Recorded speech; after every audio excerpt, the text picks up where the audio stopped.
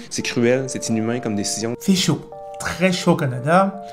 De la Gaspésie à Québec, on a suspendu tous les aides juridiques. Bonjour, bonsoir, bienvenue sur la chaîne de l'immigration et de l'entrepreneuriat. Si c'est la première fois que tu arrives sur cette chaîne, mon nom est Stéphane Chouapi. Ici, nous parlons d'immigration, d'intégration et d'entrepreneuriat parce que nous sommes certains, ce sont des informations qui vous permettront non seulement d'immigrer au Canada, mais surtout de prendre votre place ici grâce à l'entrepreneuriat.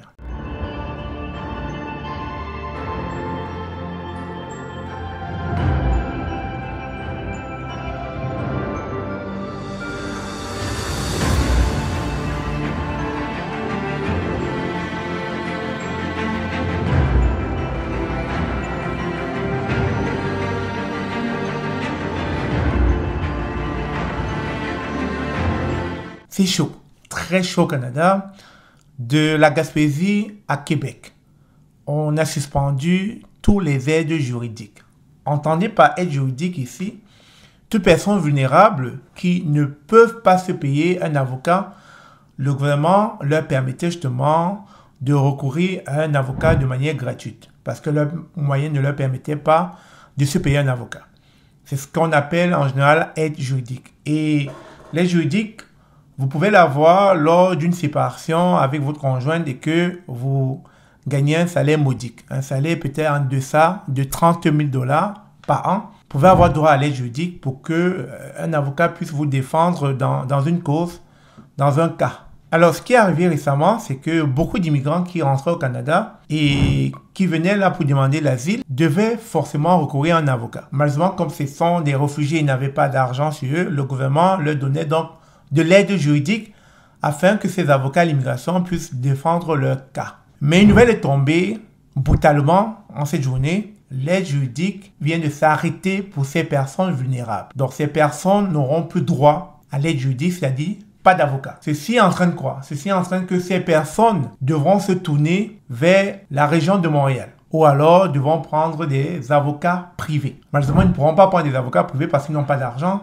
d'où l'aide juridique. Actuellement, le gouvernement a suspendu ce genre d'aide-là. Il n'y aura plus d'aide en région, il n'y aura plus d'aide pour des personnes vulnérables qui ont besoin des avocats pour leur cause en immigration.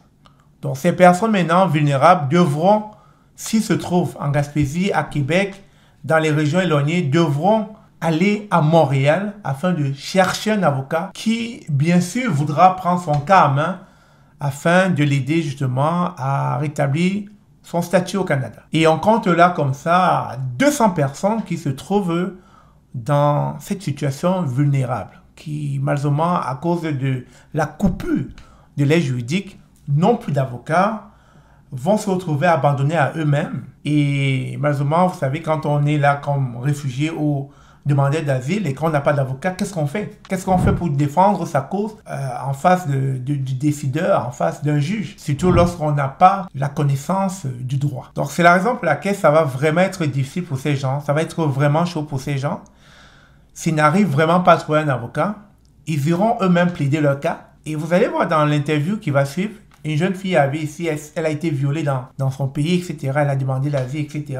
Mais ce genre de cas de figure, comment est-ce que vous pensez qu'une jeune fille comme ça qui a été violée, qui a encore des séquelles, ira elle-même plaider son cas en demandant au juge qu'elle veut demander l'asile et comment elle aura cette force-là de pouvoir plaider son cas, raconter son histoire? C'est pas évident. C'est pour ça que généralement, on a besoin de l'aide juridique d'un avocat qui va nous écouter tranquillement et qui ira parler pour nous devant l'audience. Mais malheureusement, ça a été arrêté. Le gouvernement a décidé de stopper cela. Et je parle là comme ça du gouvernement provincial du Québec. Donc ça va être vraiment difficile, ça va être chaud pour ces gens-là. Je vous laisse écouter la vidéo et puis bon courage à vous. L'aide juridique pour les immigrants à statut précaire. Ce sont des services qui sont quasi inexistants. Mais voilà. La ressource n'existera plus. Fini l'aide juridique offerte aux demandeurs d'asile et aux immigrants vulnérables dans tout l'est de la province, ce qui génère beaucoup de colère, beaucoup d'incompréhension, beaucoup de peur.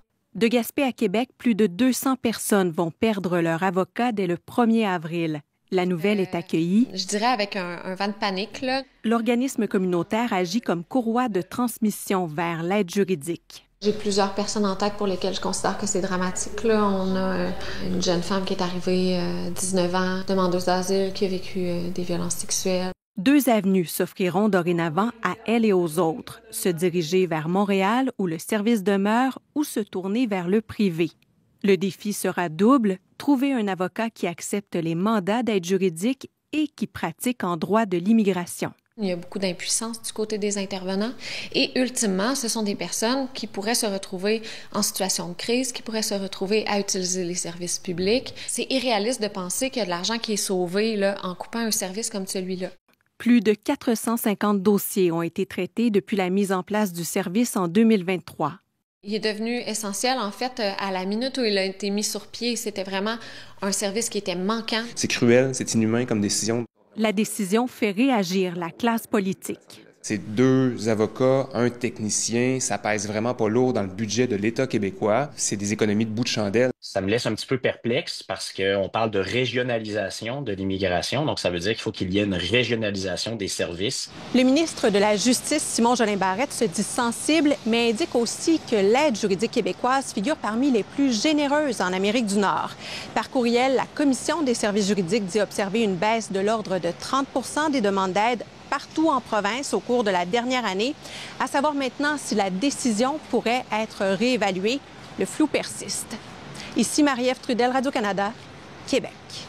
Alors, comme vous pouvez constater, nous sommes au 475 boulevard de Maisonneuve à Montréal.